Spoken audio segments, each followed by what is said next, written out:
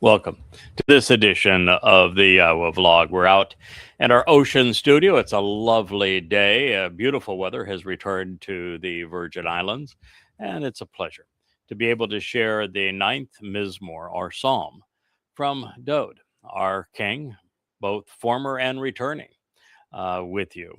It begins to the enduring guide and everlasting director, Ha Nashash, the continuously glorious, majestic conductor in every endeavor over an unlimited duration of time.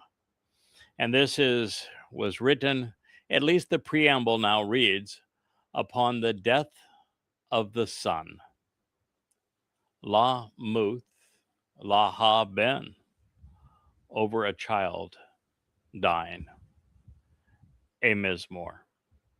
Melody and lyrics of Dode, the beloved. Dode would experience the death of many children.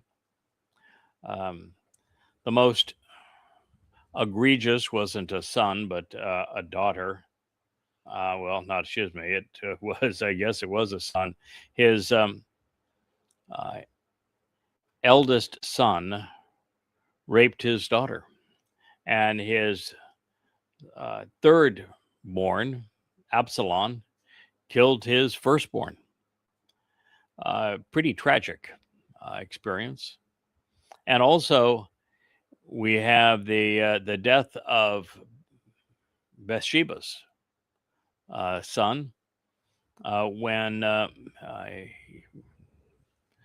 both she and Dode engaged in a really awful relationship. And it's the story that we have told over in the library studio pursuant to the last mashal. And so that was also a tragic moment in his life. And yes, he had to suffer the death of a son, but then that whole episode was so filled with angst and rebellion and hatred, really, towards God. That was a really bad episode. And then there's the death of Absalom, who Dode lamented to a great extent. Absalom is the one who killed his firstborn son and who did so to avenge the rape of his half sister, and then led a coup against Dode, at which point, when he was killed by Joab, his lead general, Dode cried bitterly over his death rather than celebrating the fact that a coup was over. Just a really an interesting period in Dode's life, troubling period in Dode's life. So we have four ways of looking at the death of a son. First, while the first of Dode's physical bodies was long gone, having passed away, it was never relevant. His soul endures, and in the end, Dode will return as the in the physical realm, serving Yah's as Yah's right hand during the millennial celebration of Sukkah. He'll return as Elion, the very hand and influence of God. Uh, and so while Dode is the son of God, he never died. So this cannot speak of him in that sense. His body died fulfilling Passover. His body died at the end of his first of three lives as he was 70 years old. But his body was meaningless to him in all of those situations. So at this point, a physical death, in a physical form anyway, is now entirely optional. If you want to part with your physical body, you can, according to the equation of E equals mc squared. That formula, you can go back and forth between being a being comprised of light and one that has some modicum of your light energy converted into matter. And ultimately, Dode's going to be able to convert some of his light into energy, from energy into matter at any time of his choosing, making a corporeal form available when needed, and while not otherwise a liability. Well, then there is Dode's second Bashar body, which was paramount importance because it served as the Passover lamb by dying. This body is long remembered, but long gone, having been incinerated before the sun rose on Matzah and set on Pesach in accordance with the Torah's instructions. As for his soul, it was deployed, as we know, to fulfill Matzah and carry our guilt into Sheol, and then returned along with the Ruach Kodesh at the completion of Matzah to enable the promise of Bikurim.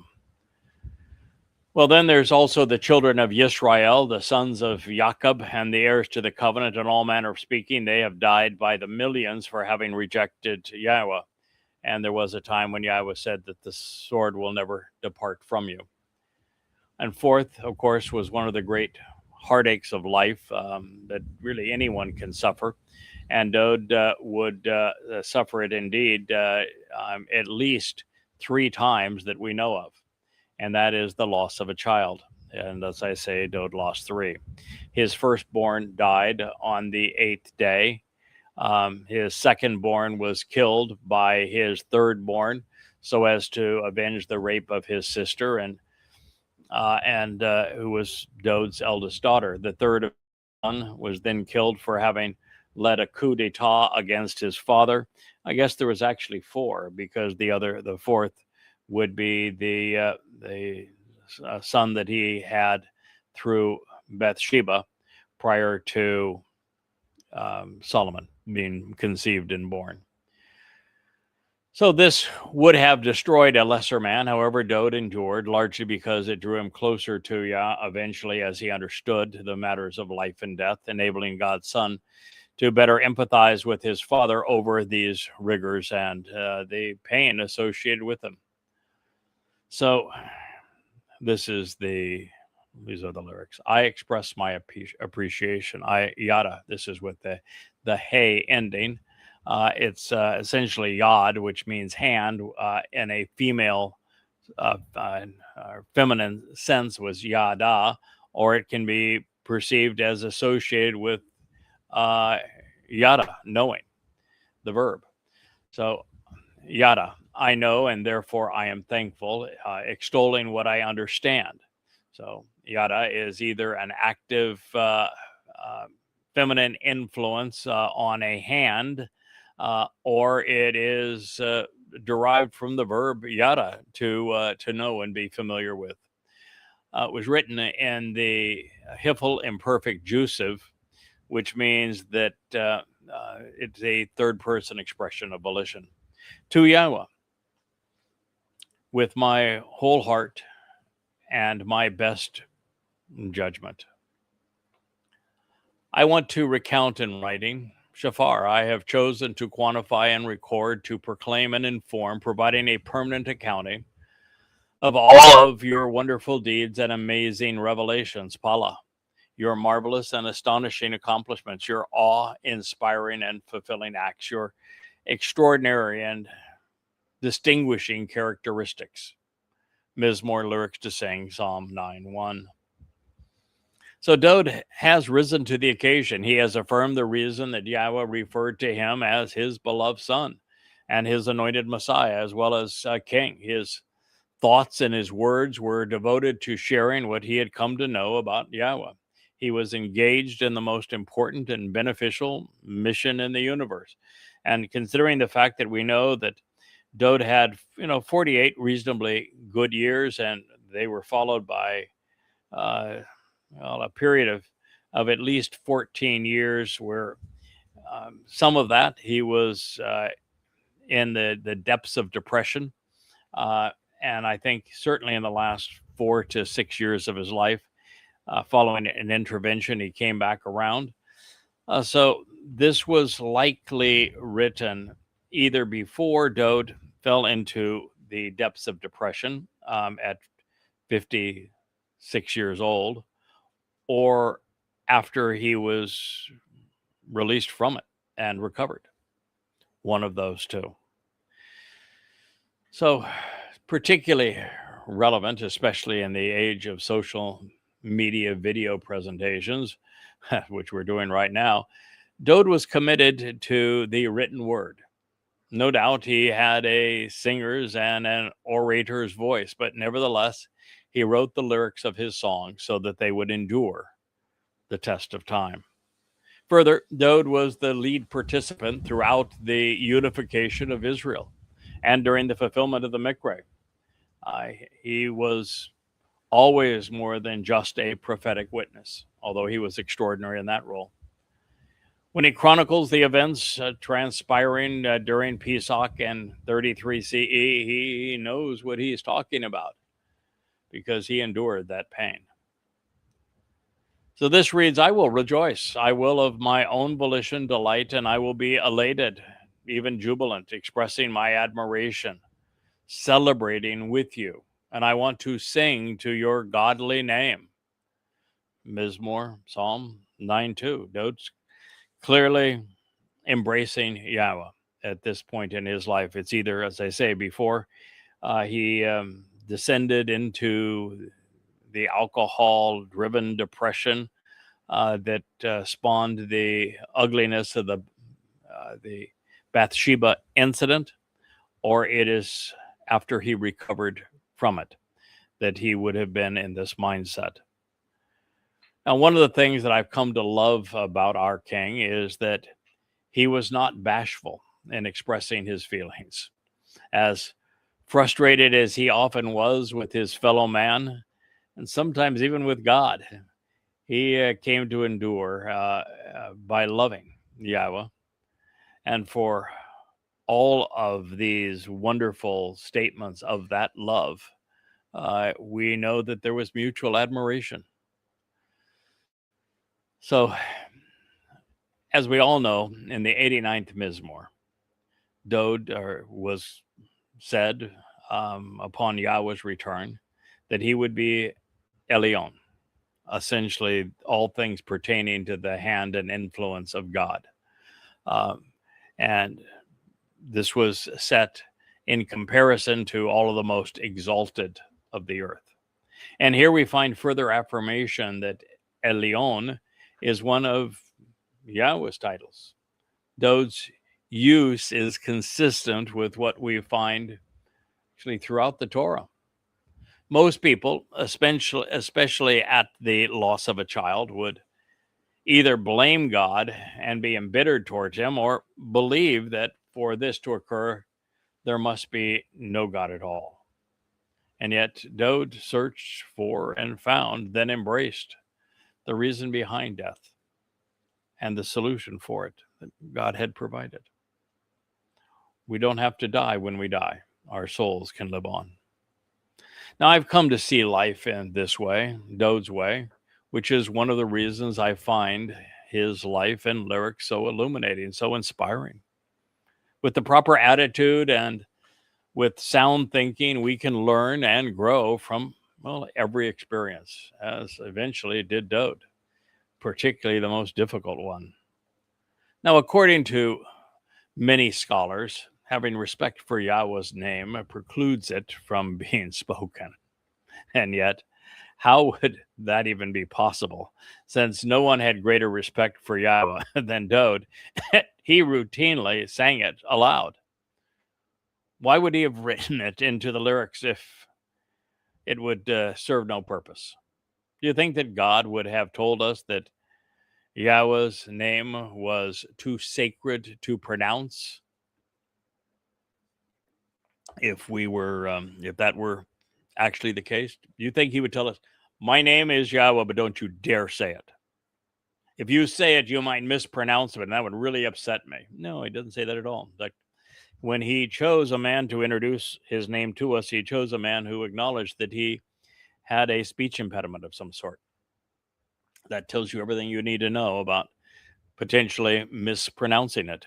And What God actually says is just the opposite. The third statement he wrote in stone is that anyone who negates the value of his name will never be forgiven. So, given the choice between Dode's enthusiastic desire to convey Yahweh's name and today's religious assessment that it should not be or cannot be pronounced, who do you think is Sadak right?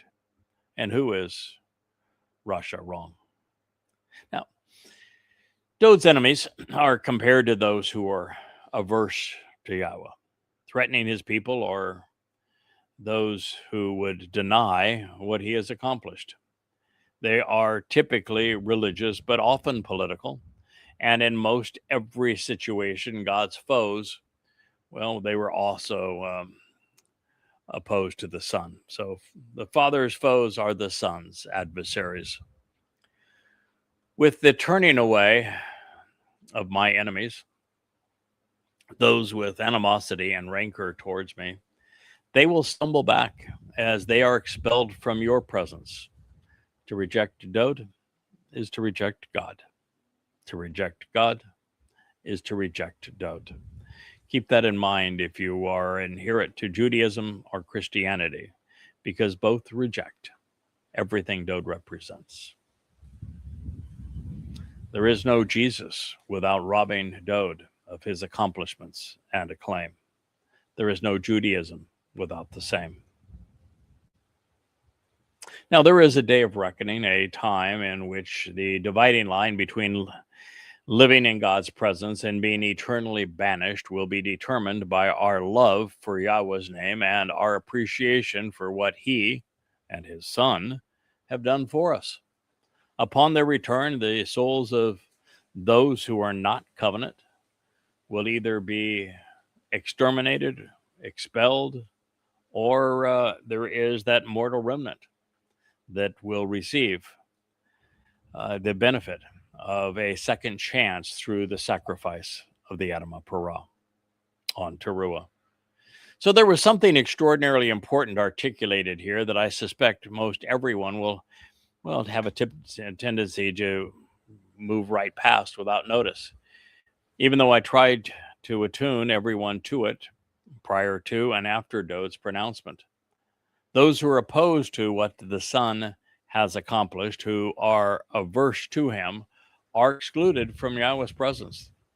They are permanently estranged with their souls, either annihilated or incarcerated, and neither are good options. And the reasons are many, beginning with Dode's role through the Moedim. One cannot benefit from that which they deny, such that the realization that HaMashiach served as the Pesach El, opening heaven's door while extending our lives, is lost on them. His nephesh soul carried our guilt, this pervasive fungus of the people's propensity to contaminate themselves with religion and politics, into Sheol during Matzah, perfecting, if you will, certainly making not guilty the children of the covenant. As a result, those who acknowledge and accept what Father and Son have accomplished are prepared to enter Yahweh's presence and to be adopted into his family. That is how the three spring Mikre, Pesach, Matzah, and Bakodim enable the benefits of the covenant. All five of them. So Dode epitomizes, and much of his life, Yisrael, and probably more so after his horrid affair with Bathsheba. And he is also, on the positive side, the exemplar of the covenant, of how we can be wrong and made right, how we can fall and be raised back up. And it is through him that the very covenant was established, according to God. To be averse to the covenant or to Dode, well, that will exclude a soul from the presence of God, because he favors and cherishes his covenant and his Son above all others. Now, Dode approached Yahweh intellectually, but also emotionally, even experimentally. He knew exactly what he was doing most of the time. and why it was important. And he was fully cognizant, a great deal of his life, of what the result would be.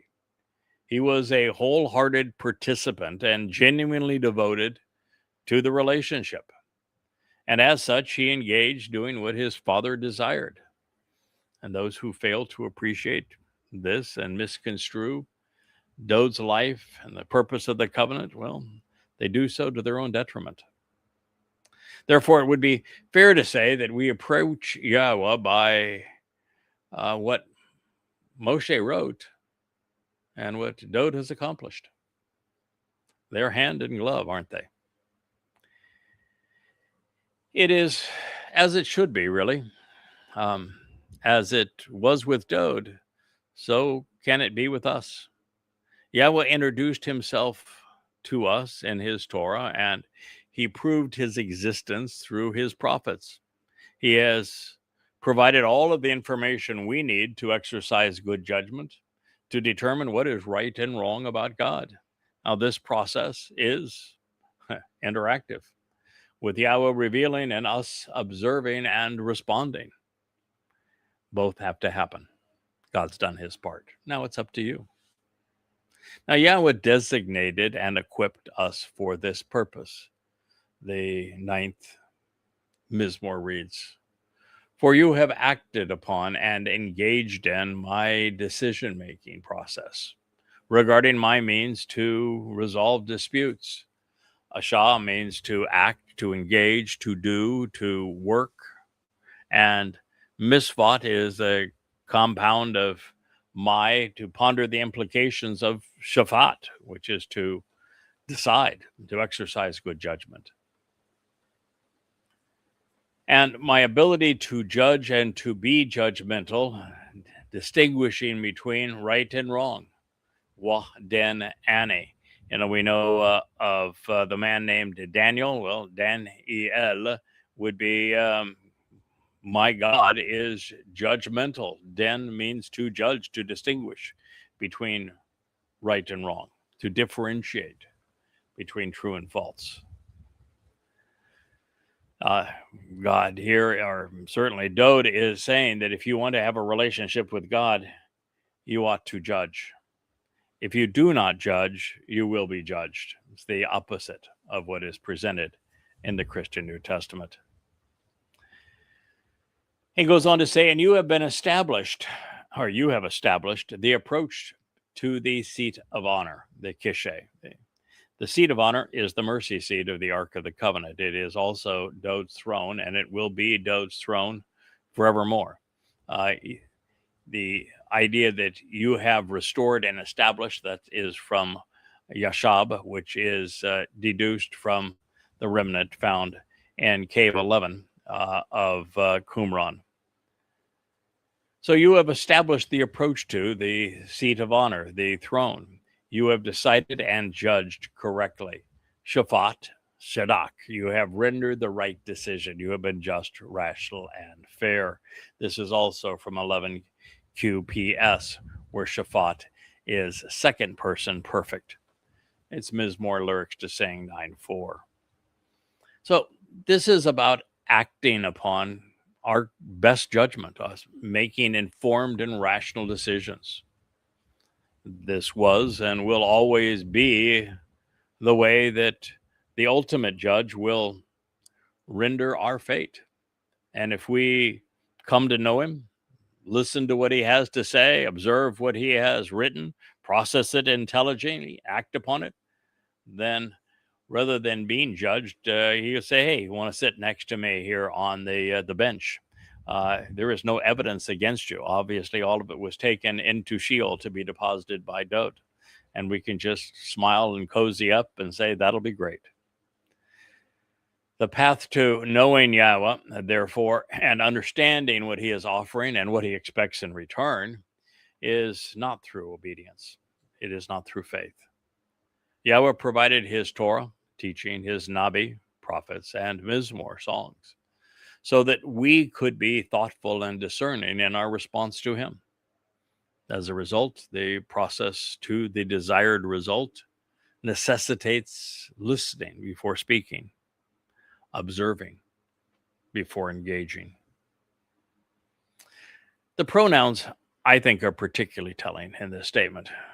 Dode used you 3 times, indicating that he is addressing Yahweh, showing that God acted and engaged based upon Dode's judgment, that God established the seat of honor, and that he rendered the right decision. Me was used twice, speaking of himself in ways that we are more accustomed to seeing God. For example, it is Dode's mishpat decision-making process regarding the means to resolve disputes between God and man that Yahweh is acting upon.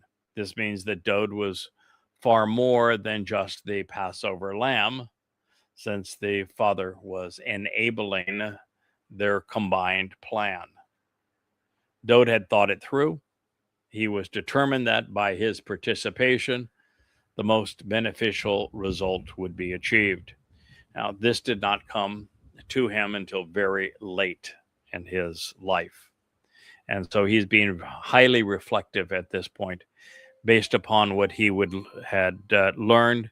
And I think, actually, while I had previously thought that the 89th Mizmor was written in year 3000 Yah, serving as the cornerstone of that year, of the exact same amount of time from Eden and back to Eden, right there in the heart, 3,000 years into the 6,000 year plan. I no longer think that's the case. In fact, I'm rather sure of it. The 89th Mizmor was a collaborative effort between Ethan Ha Ezraki and Yahweh, whereby it was used to restore Dode's relationship with Yahweh, so that he would know exactly who he is and what he was to achieve.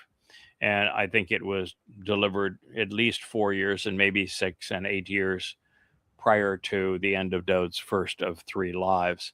And that this Mizmor would therefore have been written after it, so that Dode had a chance to think these things through. He now knew God's plan. He had been presented exactly who he was, what he would achieve, why it was important, and he had bought into it. He was transformed. Now, this realization is underscored by the fact that Yahweh's participation was engendered by his son's den ability to make informed and rational decisions when confronted with the evidence. And boy, was he ever. I can't wait to share my most recent translation of the 89th Mizmor with you, as well as the identity of Ethan Ha Ezraki. Now, in particular, Yahweh responded to Dode's Dian regarding the Mishpat. They were of like mind at this point.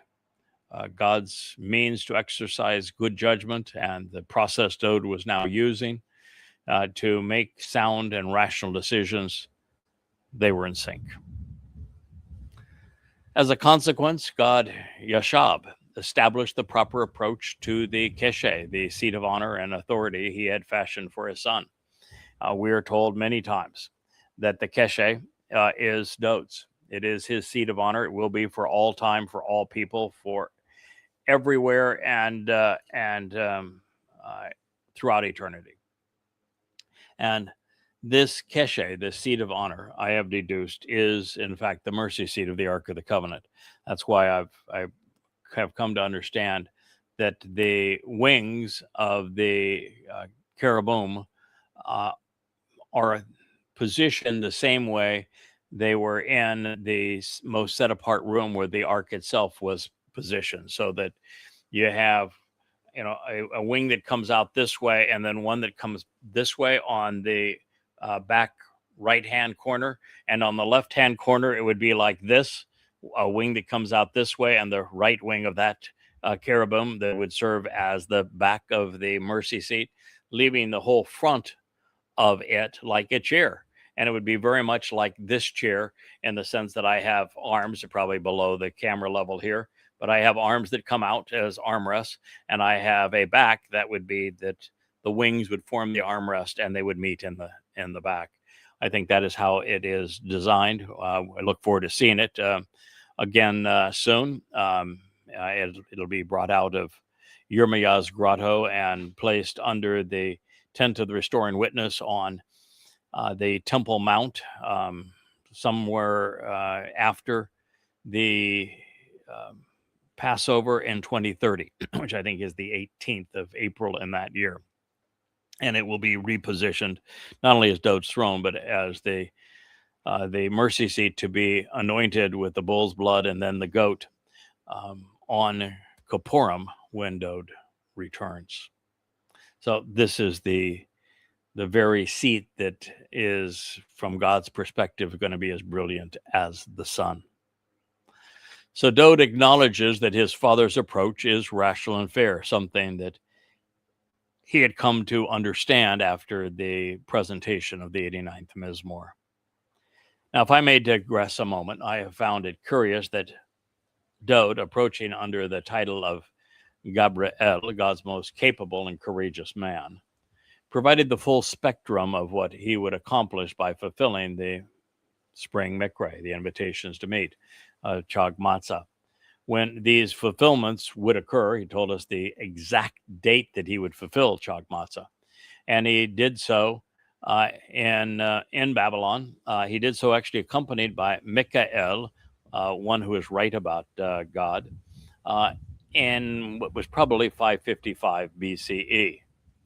Now, he could have done so through one of his Mizmor written around 1000 BCE and avoided the trip, but that wouldn't be the approach that God wanted them to take. So he inserted Dode and Michael to inform Daniel so he could write it down and that we could know exactly how the future would transpire.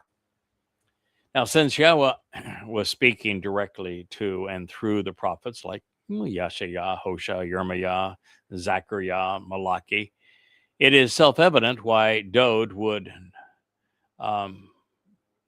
been in a very similar situation to them. And clearly, since he was fulfilling the Moedim, he was announcing what would occur.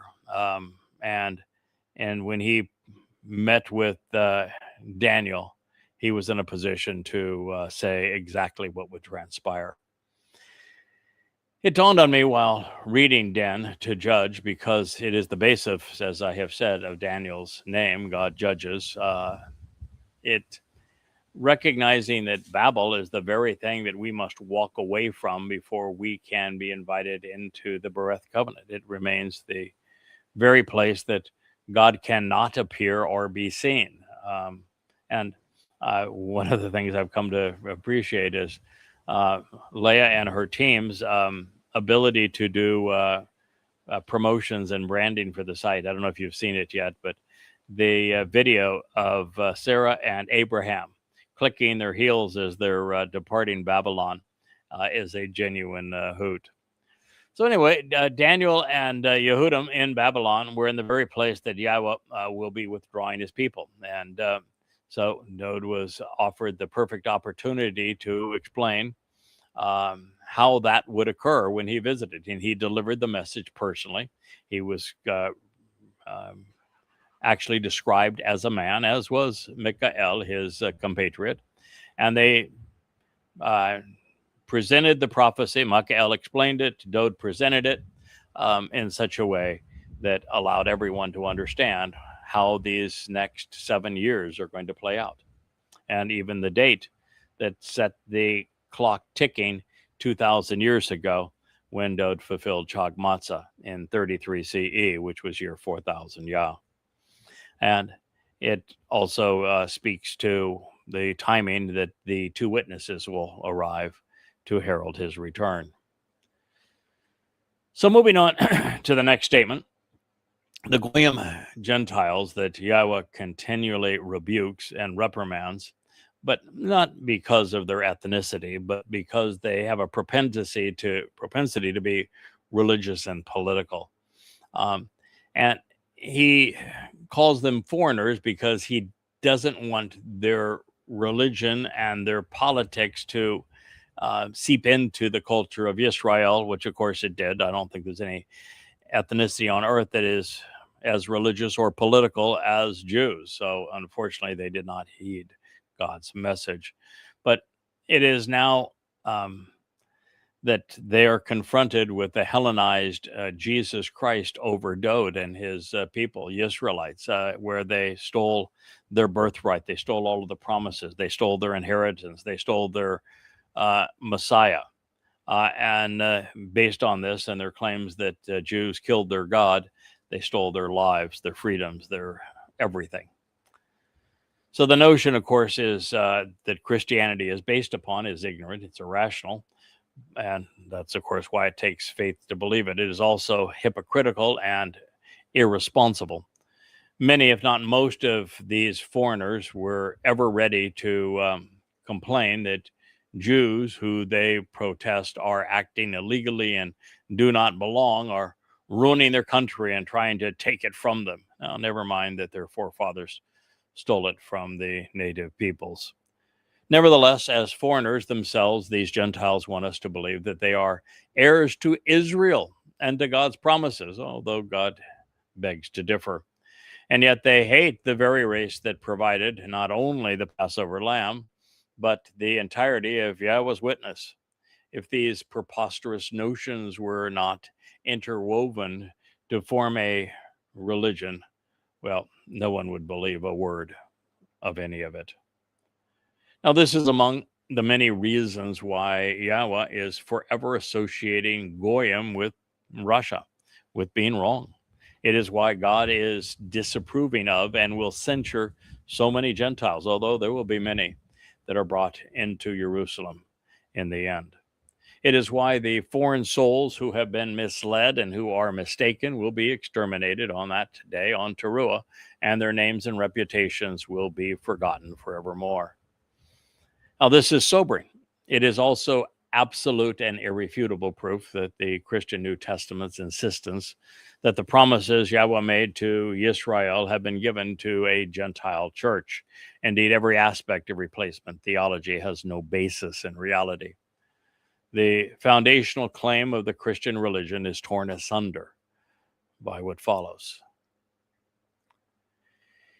You will rebuke and reprimand, Ga'ar. In that instant, you will have expressed your disapproval with the conviction because it is time to insult and censure the Goyim, the Gentiles, these non-Israelites. You will in a moment in time expel and exterminate those who are misleading and mistaken, those who are guilty, those who are wrong. Their names will be blotted out forevermore, including their testimony. And with that, I have to pause and say, I was wrong. There weren't four sons that, there were four sons that Dowd lost. His first son died within 8 days of birth. His next son, the living son to adulthood, was murdered by Absalom, another son. And Absalom was then killed, his son in the rebellion. And then Dowd also lost the son that he had with Bathsheba. But he's not and would not celebrate any of those. And so here I'm sharing this with you, and I'm wondering, what in the world is the real inspiration for this? Because Dowd was angry with God over each of those deaths. He lamented them. They didn't bring him closer to God. He did not celebrate them. He did not speak kind words unto God in their aftermath. He acted like everybody else and blamed God. So what in the world could this be about if it is the death of a son and it is to be celebrated? I know. How about you, Rich?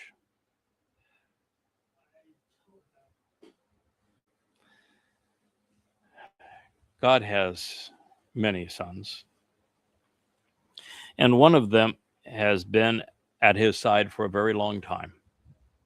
He first gathered him in 5,400 years ago. That was a man known as Enoch. Chanakh is his actual name. Somebody who was prepared, deployed, who was persistent in his job. And God has brought that same soul back a number of times.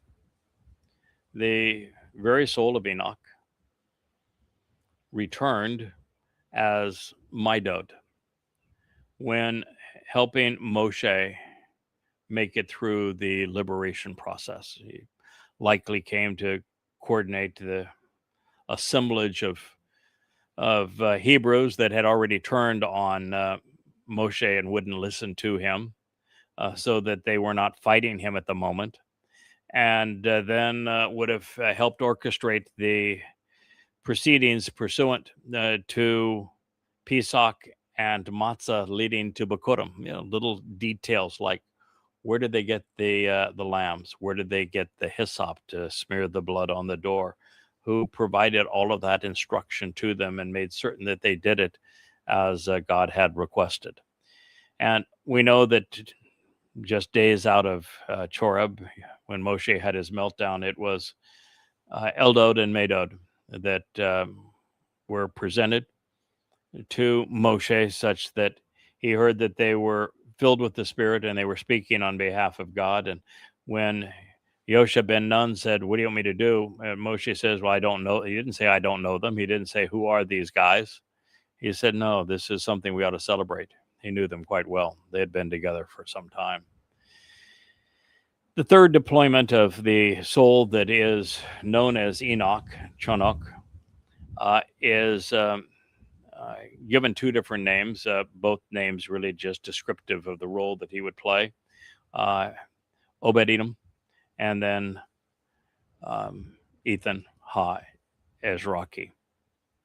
And we're going to consider that insertion of this man and the purpose and how it would affect Dowd and therefore the future of the world, the fulfillment of Pesach, Matzah, and Bikurim, God's very return, the salvation of the planet, in our program beginning this evening at 5 o'clock Eastern Time, our family hour. But that's not what this is all about, but it gets you up to the point where that same soul was reinserted here now 71 years ago and has developed into the man you're listening to today.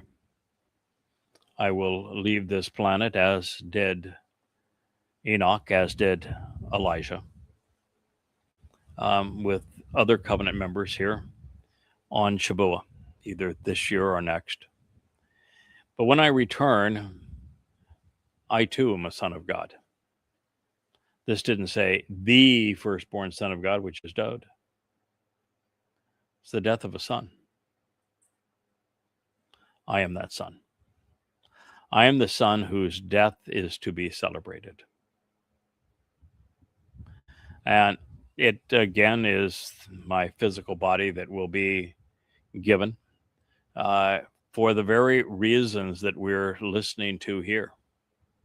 And at the time that all of this will take place, because there's only one moment where this takes place, and that is during Teruah in 2033. That is the time that Yah, for the first and only time, rebukes and reprimands the Goyim.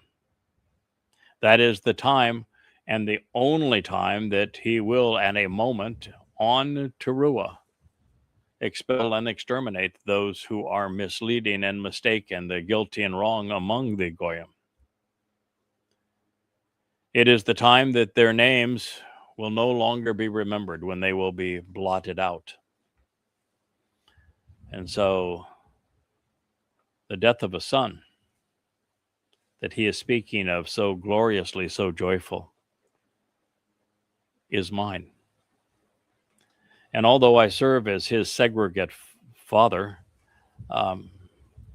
he knows that I too have a role with God, one that is has developed over 5,400 years, and that upon my death, great joy is going to break out, not because the covenant family or God are going to say, "Oh God, that guy's finally gone. Thank God we got rid of him." No, it's because it's the sacrifice of the Adam of Parad purges the mortal remnant of Yisrael of the religiosity, and it's all in anticipation of 10 days later, Dowd returns as the Messiah and King with his father, with Yahweh, and that 5 days after that, we are all with this mortal remnant that has been spared by that sacrifice.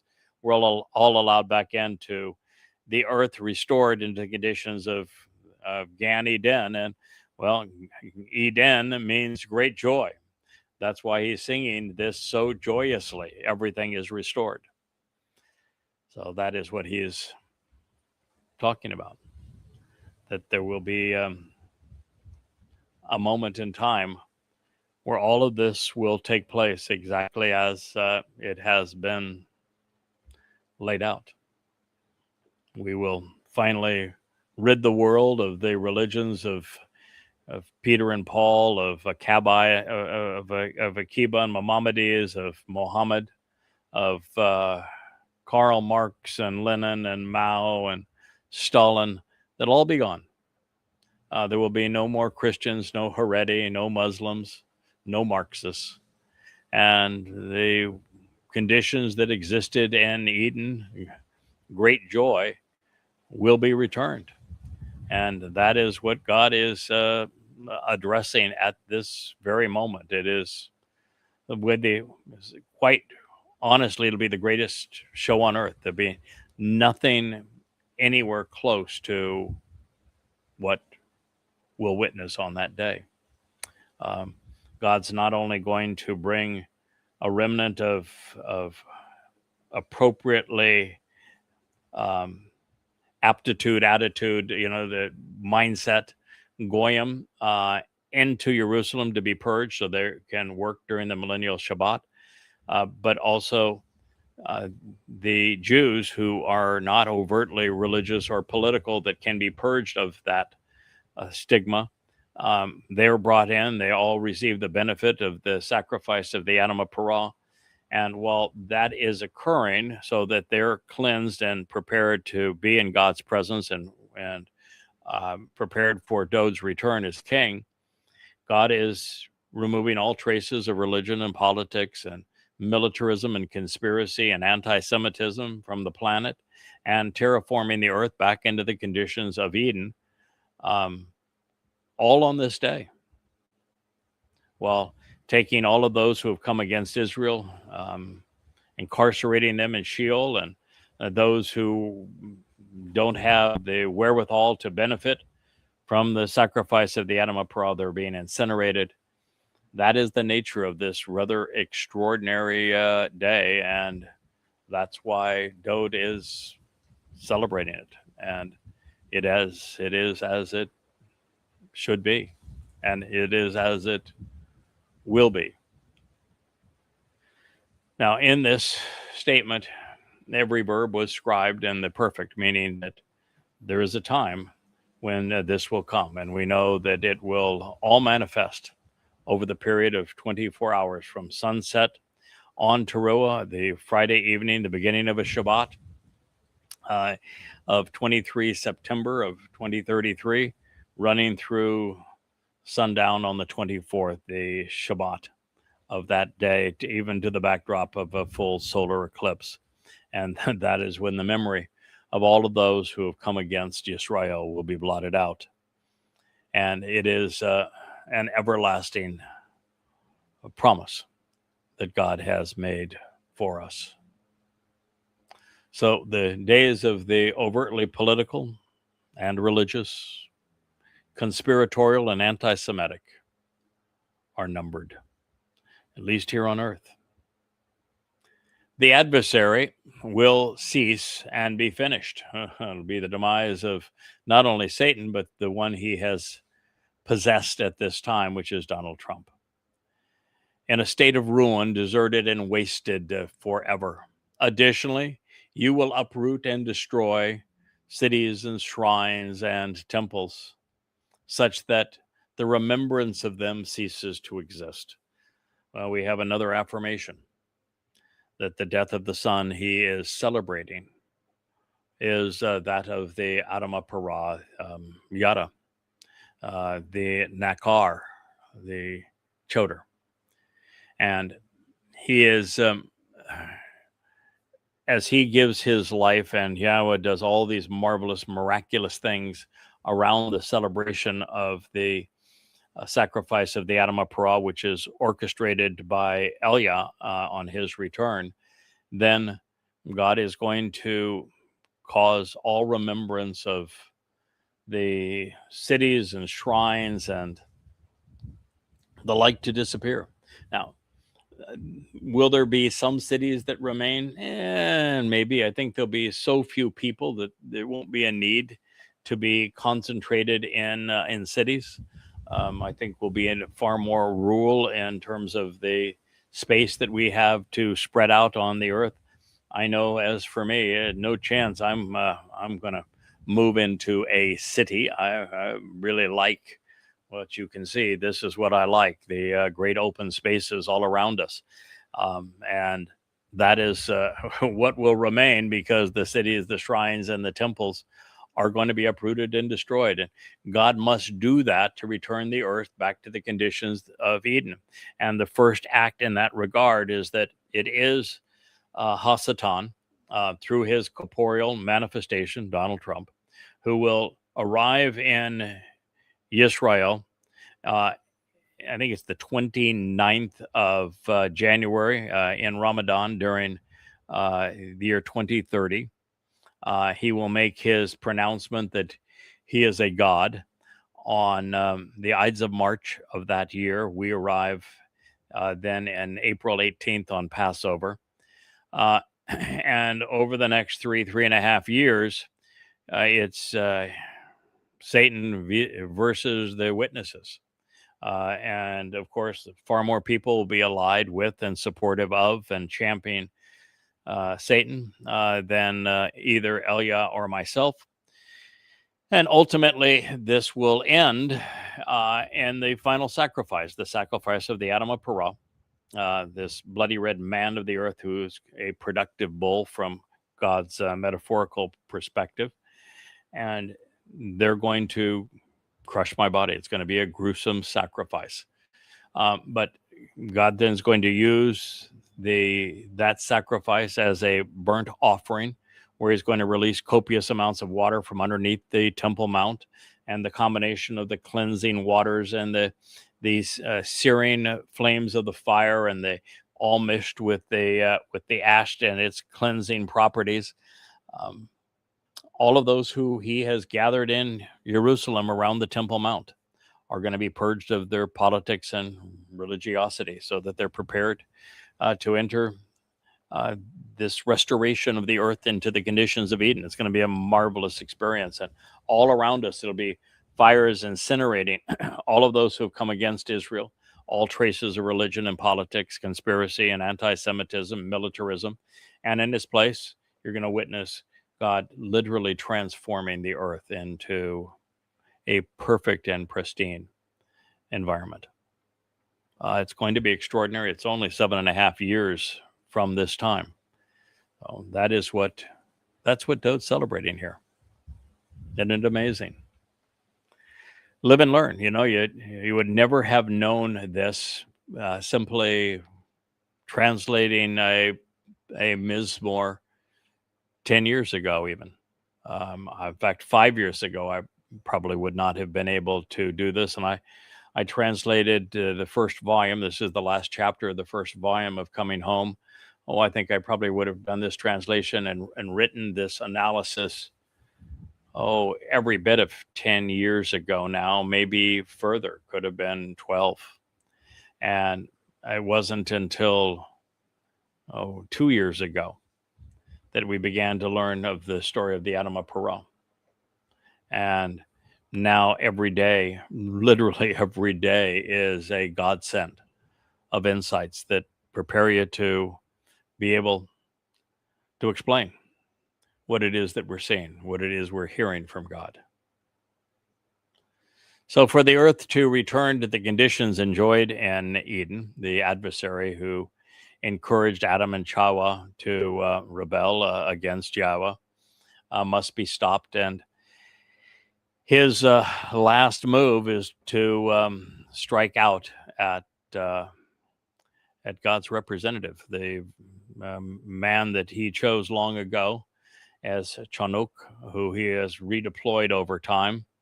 And he's going to lash out and take that man's physical life, which is meaningless to him, meaningful symbolically, the way that God's going to use it as the sacrificial offering.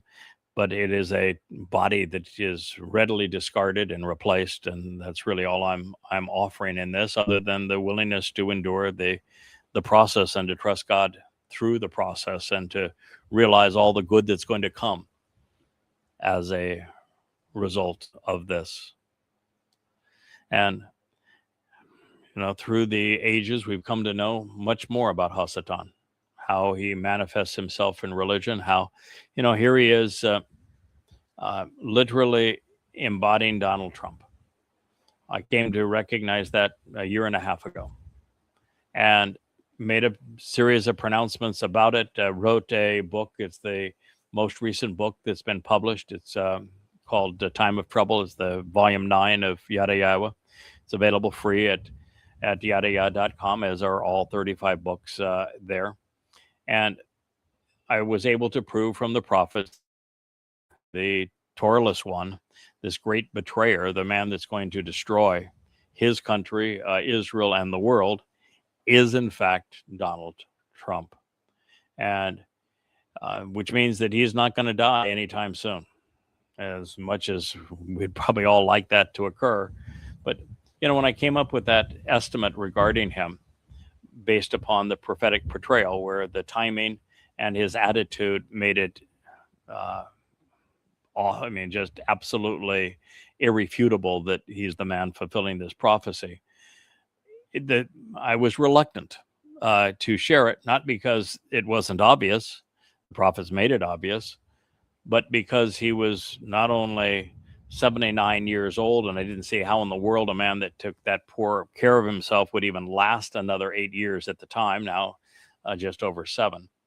But also, when you take a person who's just an ordinary egotistical sexual pervert that is elected president, not that there's a whole lot of those out there, and you say this individual is not only demon possessed, they are satanic. This individual is going to be the single worst person who's ever lived, worse than Hitler, worse than Stalin, worse than Mao, worse than Tamerlane, Genghis Khan, Kublai Khan, any of the pharaohs, any of the Caesars, Caligula, Nero, you name it. This is going to be the single worst human who has ever lived, because of the demon possession, particularly satanic possession at this time.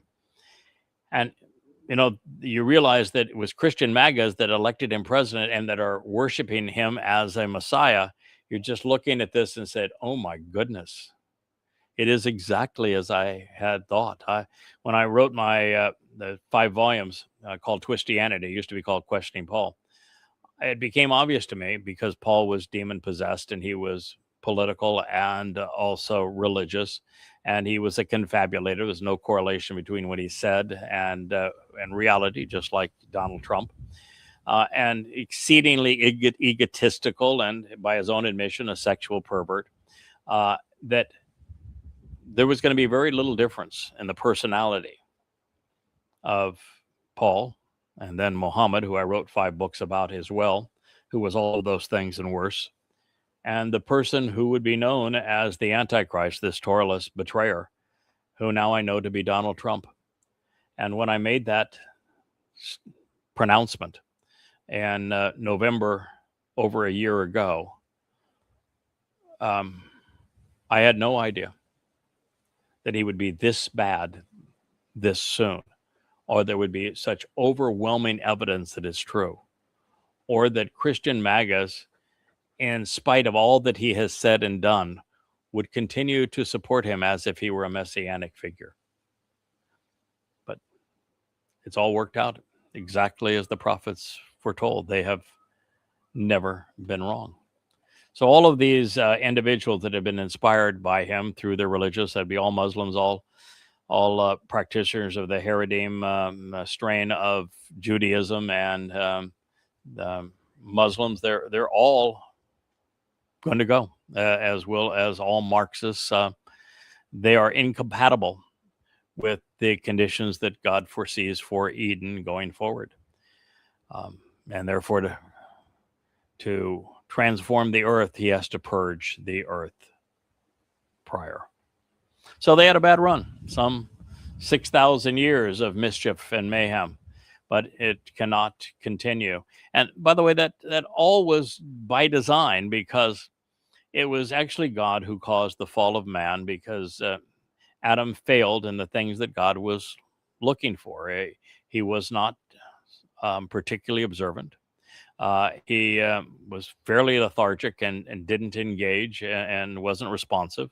And when he made a mistake, he doubled down and wallowed in it, as opposed to getting up, recognizing he had erred and learned from it and going forward. None of those things were true. So God realized that in a cloistered, sheltered environment, he was never going to get any better. And so it was no point in going on. He caused the fall of man to give us 6,000 years to at least get our act together, to the point there would be some of us that are willing to do those three things that God is looking for. Shouldn't be asking all that much: to be observant, pay attention to what he has to say and what's going on around us, to respond to him so that we engage and make our life, this world, and the relationship with God better, and who shows some fortitude so that when we make a mistake, we correct it and move on, just as I'm doing right here. And so that we enjoy actually having the opportunity to do that, because it shows that we're growing, we're learning. And if we stumble and fall, we get back up. And if we notice somebody who is part of the covenant that stumbles and falls, did dote, that we give them a helping hand as well. And so we had 6,000 years to get to this point. There is enough of us that are going to make the Shavua harvest productive. And then we're going to come back and help the mortal remnant of Yisrael demonstrate that they also can be trusted, so that God can remove us from this planet, envelop us in light and energy, and go off and explore the stars in a manner where we know that he can trust us to pay attention and do the right thing. So then Yahweh, he lives forevermore, establishing the eternal dwelling place for his seat of honor on behalf of those who experience and exercise good judgment regarding the way to resolve disputes. Mizmor 9:7. Yes, this is the happily ever after moment where Yahweh and those who have been brought to him, we not only get to live forevermore, but the very seat of honor that Dode will be occupying as king is going to be radiant and brilliant in our presence as the Kaporath, the mercy seat of the Ark of the Covenant.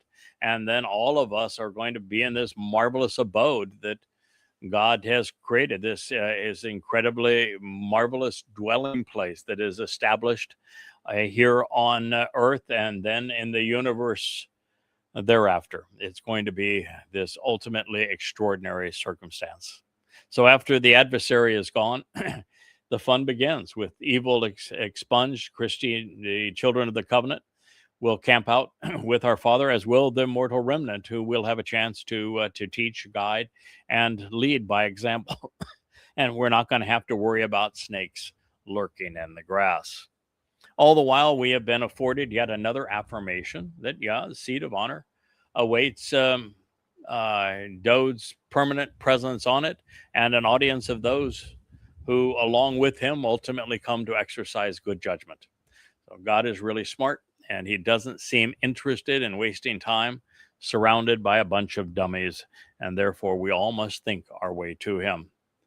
And while they will be forgotten, they will not be forgiven. The religious will be held accountable for robbing so many souls of the opportunity to live, and others of a life worth living.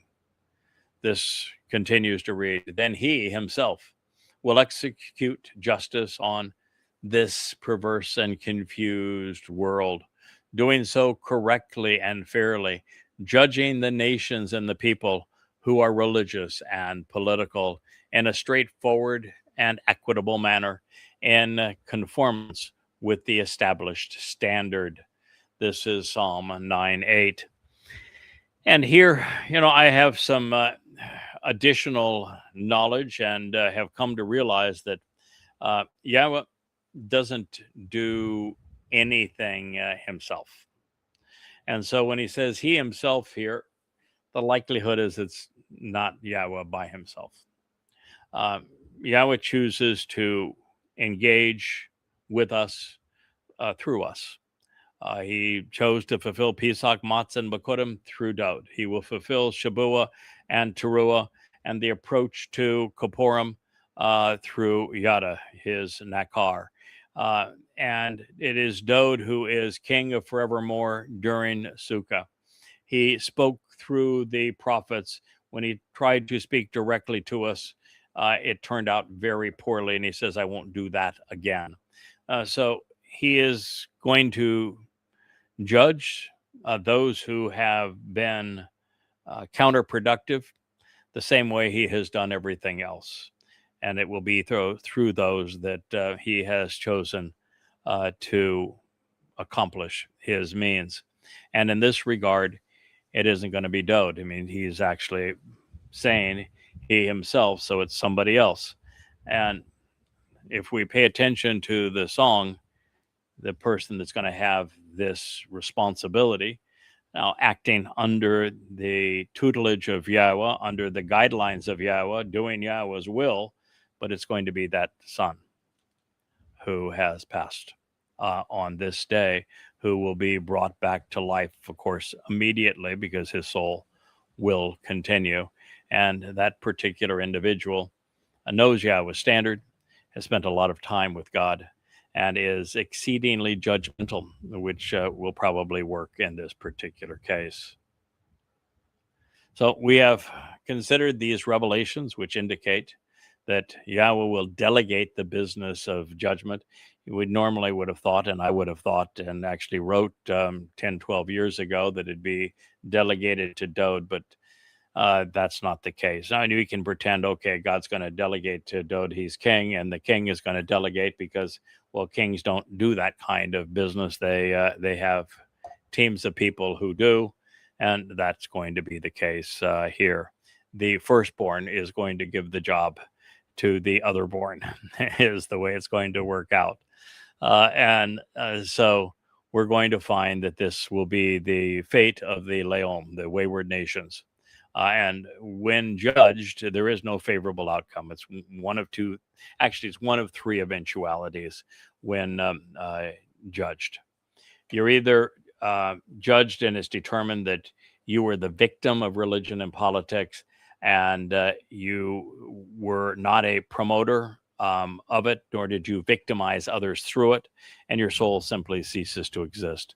Normally, that would be most people. Towards the end, I'm not sure that'll be the most, but it'll be a significant group.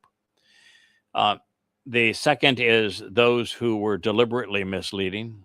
They promoted religion, they promoted politics, anti-Semitism, conspiracies. They caused others to miss the way to God and harmed God's people. They will be sent to Sheol. And they, now there's no tortures in Sheol. It's no fires either.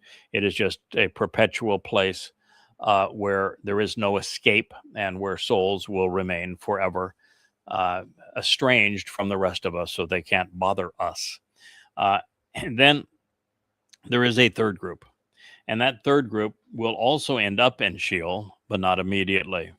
It will be, in their case, they will be determined that they have been so egregious and caused so much pain that those that they tortured and robbed and beat and did all manner of horrible things, whether it be through things like the Inquisition or like the Holocaust, or during that first 100 years of Islam, where 200 million people were killed. robbed, raped, and abused, uh, that those who perpetrated those crimes will have earned their recompense of having those that they abused have closure, so that the abused can be assured that those who robbed them of their freedoms and then their lives and who treated them so egregiously are getting what they deserved. And so there will be a sevenfold retribution for all of those people prior to even being sent to Sheol. So that is the process. It's going to be aided and abetted by Yahweh's Malak, and the Ruach will be ever present, and so it will be just, it will be fair, it will be appropriate, but it will also be dealt with in the manner that I have shared. So indeed, ours is a perverse and confused world, one in that a perfect being, if there, well, I'm not even sure God's perfect. He's marvelous and wonderful and brilliant and right and generous and rational and compassionate. He is powerful, so many wonderful things. Perfect would be boring, because then there would be no chance for him to grow, to become even more than he is, and that's the only way you can be infinite, is to constantly be growing and improving. And I know that he doesn't want perfection in us either. He's looking for the things that I have mentioned previously: being observant, being responsive, and being reliable, being foremost among them. But anyway, for God to even project his nephesh here and spend time with us, camping out with us, all of this trash has to be gone. It has to be discarded. So therefore, Yahweh exists as a safe and secure place to dwell. For those who have been harassed, afflicted, and slandered, a safe and secure place of refuge as troubling times approach. The troubling times that are approaching is the time of Yisrael's troubles. They will begin here in less than 100 days on the 22nd of May, 2026. And they will last just over 7 years. I think it's 7 years and 4 months, concluding on Teruah, when all of those events that I have already spoken of will transpire, in 2033, which is year 6,000 Yah. And the only way to avoid any of this is, well, the best way is to go to Yahweh, for as he is providing a safe place. But that means you'll need to attend the Shabuah harvest. And the only way to attend the Shabuah harvest is to understand, and then accept the 5 conditions of the covenant and receive the benefits of the covenant by understanding and attending the Yahweh's Moed Mikre, Pesach, Matzah, Bakurim in particular, Shabuah, Teruah, Kippurim, and Sukkah. And that requires many things, knowing and loving Yahweh's name, coming to know Do's role in fulfilling these events, having an appreciation of the Torah as teaching, knowing the conditions of the covenant, knowing how they're fulfilled through the Moed Mikre. These are all very important concepts for us to appreciate and capitalize upon if you're going to be part of that group. And then you need, if you're going to be made eternal and empowered by Yahweh, you not only have to show that you were willing to be observant in this way and willing to respond as a result, but that you can be reliable, so that you're devoted to doing what needs to be done. So this safety in Yahweh is not universal. There will be far fewer than 1 in a million people that will avail themselves of this particular harvest, with none being religious or overtly political. And even among Yisrael and Yehudah, it will be a very, very few, respectively, because most who are going to benefit for what's going to occur will not benefit until such time as we approach Teruah, where God brings them into Yisrael and they're purged by the sacrifice of the Adamah Parah, and then ultimately enter the millennial kingdom as the earth is returned to the conditions of Eden. Now, fictitious gods, you must know, are highly unreliable. The real one can be trusted, and that is not true with the Jesuses or the Hashems or the Allahs of man's making. Then those who know. This is yada. It was revealed as a participle, which means it's um, a title and a name just as much as a verb. So those who know yada, those who are made aware, recognize, and respect yada, becoming acquainted and familiar after having been shown, and to acknowledge and understand your name, they will trust and rely upon you because of this. And indeed, you have not and will not abandon or forsake those who seek you, Yahweh. Now, it's interesting, of course, that Yada was the name that I operated in for the 10 years before God decided that it wasn't appropriate to be anonymous anymore. He does not do anonymous. People that he speaks through, he acknowledges them prophetically. And yet Yada was the name that I had chosen for all of this time.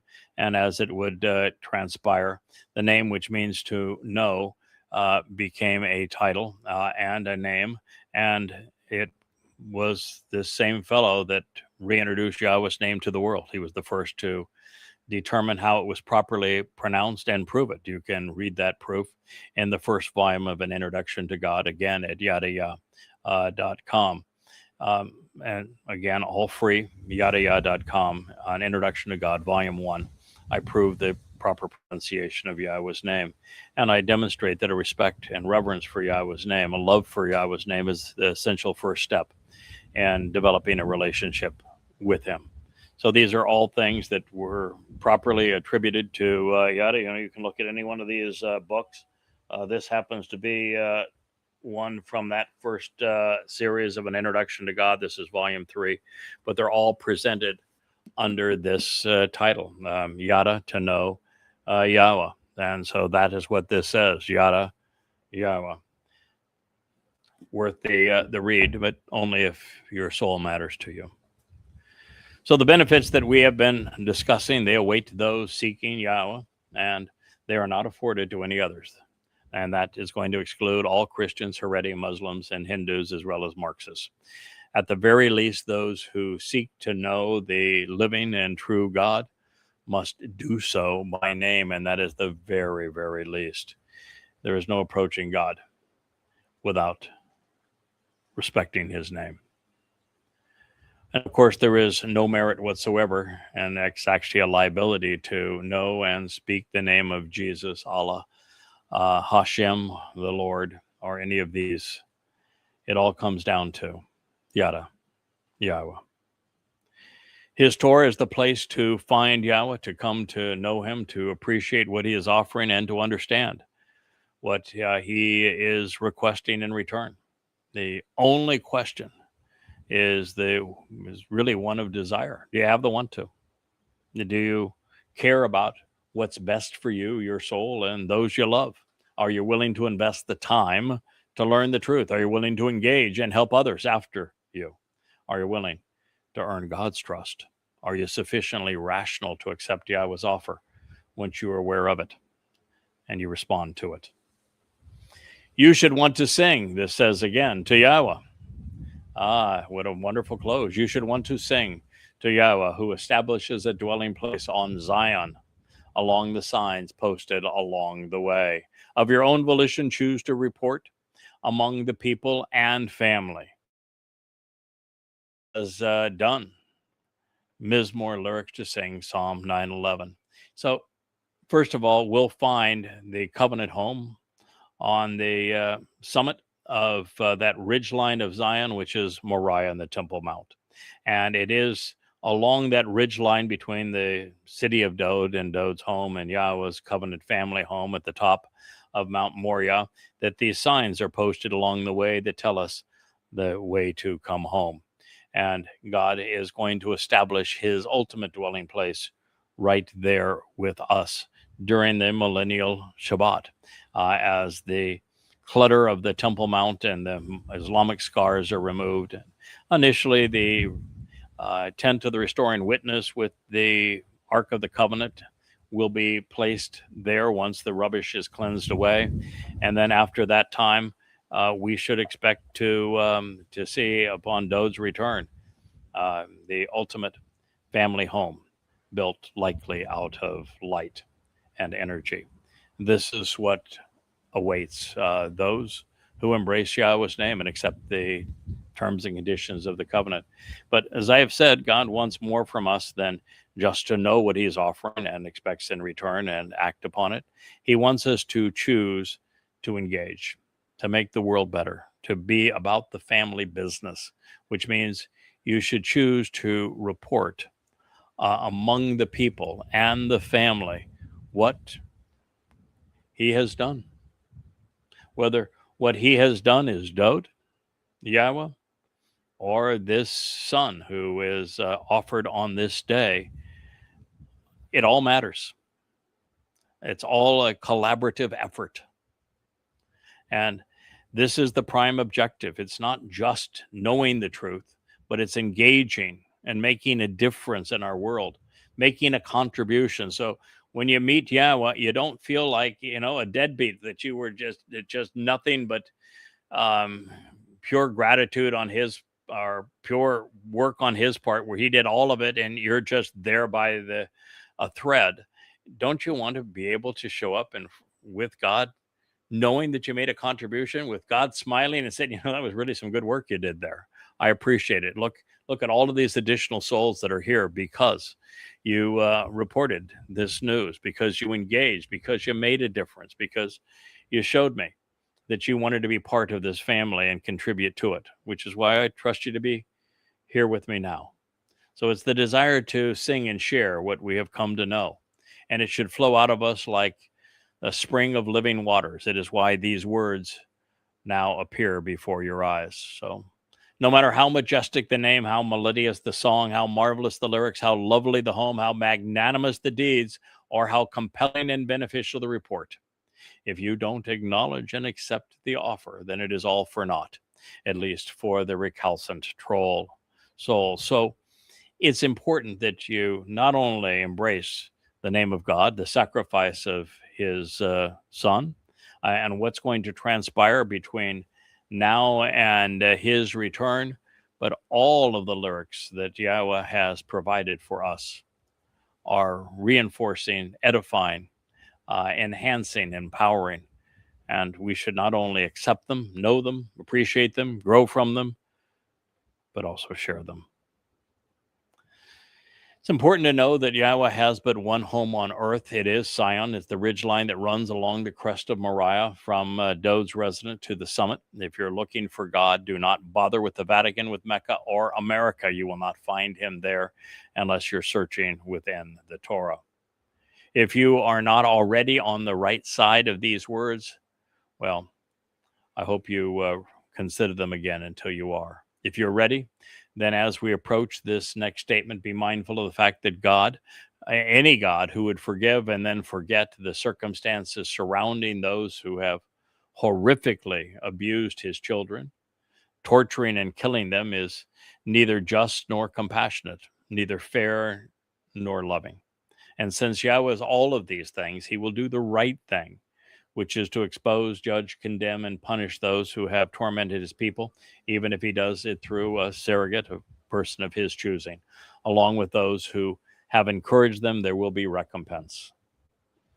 Indeed, He who accounts for blood is mindful of them, and He will not overlook or forget the cry of distress and the screams of pain, or the misery that has been imposed upon the inflicted.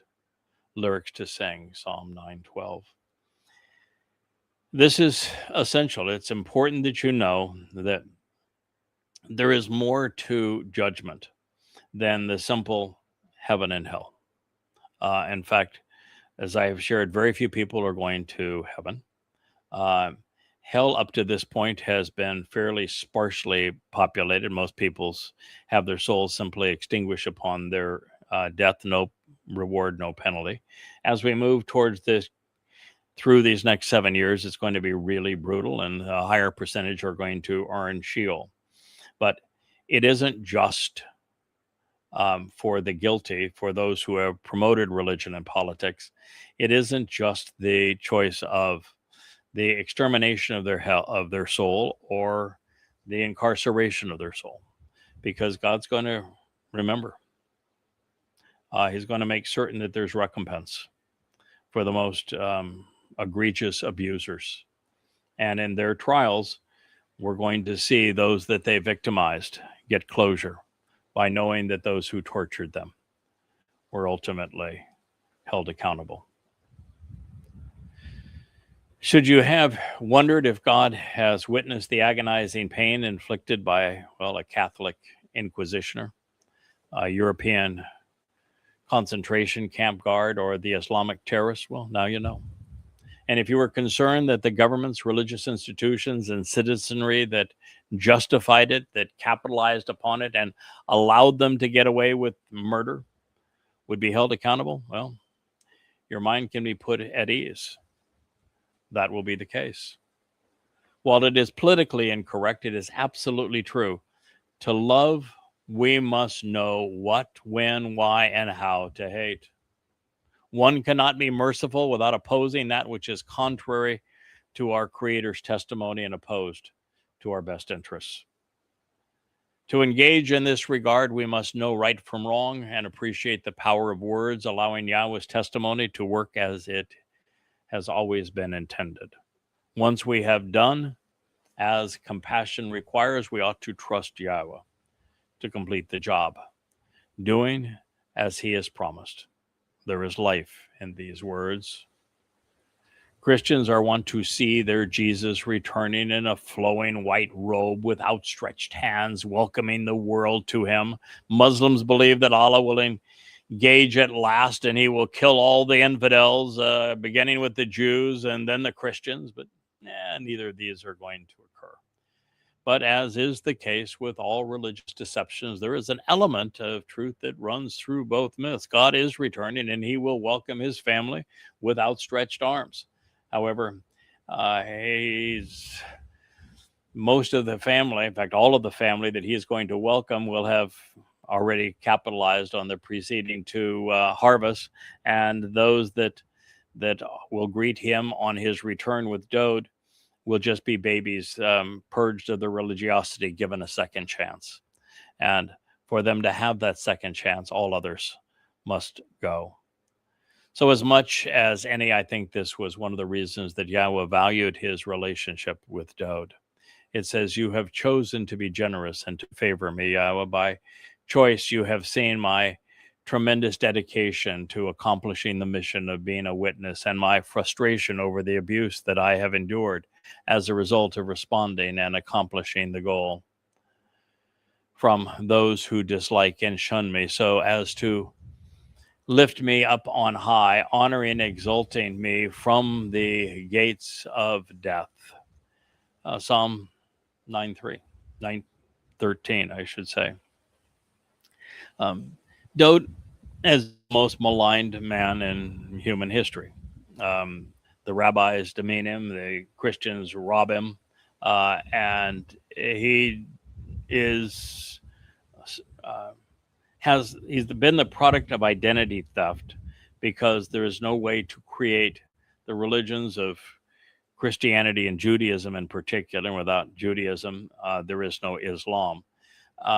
And without robbing Dode of his due, those religions don't exist. And it's Jews who are responsible for all of this.